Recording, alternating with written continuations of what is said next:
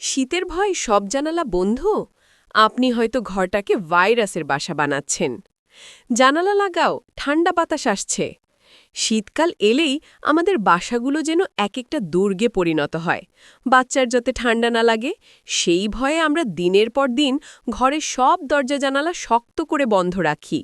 আমরা ভাবি বাইরে ঠান্ডা বাতাস আটকালেই বাচ্চা সুস্থ থাকবে, কিন্তু বিজ্ঞান বলছে আপনার এই বদ্ধ ঘরই আসলে বাচ্চার ঘন ঘন সর্দি কাশির মূল কারণ। কেন বদ্ধ ঘর বাচ্চার জন্য বিপজ্জনক? ১. ভাইরাসের কনসেন্ট্রেশন বৃদ্ধি।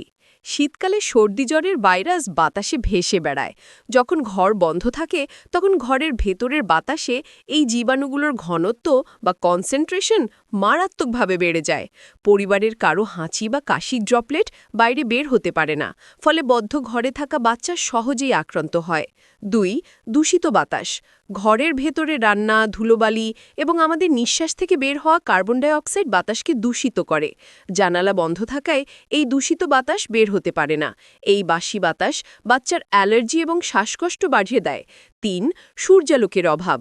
সূর্যালোক বা ইউভি রে প্রাকৃতিক জীবাণুনাশক। ঘরে রোদ বাতাস না ঢুকলে ঘর স্যাঁতস্যাঁতে হয়ে যায়, যা মোল্ড বা ফাঙ্গাস তৈরির জন্য আদর্শ পরিবেশ। এটি বাচ্চার নিউমোনিয়া বা অ্যাজমার ঝুঁকি বাড়ায়। তাহলে উপায় কি?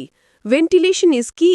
বাচ্চাকে ঠান্ডা বাতাস লাগাতে হবে না, কিন্তু ঘরের বাতাস পরিবর্তন করা জরুরি। ১. Cross ventilation. প্রতিদিন অন্তত ২০ থেকে ৩০ মিনিটের জন্য, বিশেষ করে দুপুরবেলা যখন রোদ থাকে, ঘরের সব জানালা দরজা খুলে দিন। ২. বাতাস পরিবর্তন। এই সময়ের মধ্যে বাইরের ফ্রেশ বাতাস ভেতরে দূষিত ও জীবাণুযুক্ত বাতাসকে বের করে দেবে। ৩. বাচ্চাকে অন্য ঘরে রাখুন। জানালা খোলার সময় বাচ্চাকে অন্য ঘরে বা কম্বল মুড়িয়ে রাখতে পারেন, যাতে তার সরাসরি ঠান্ডা না লাগে।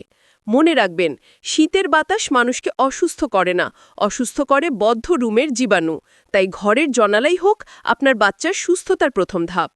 শীতে আপনার বাসার জানালা কি সারাদিন বন্ধ থাকে? আজই এই অভ্যাস বদলান।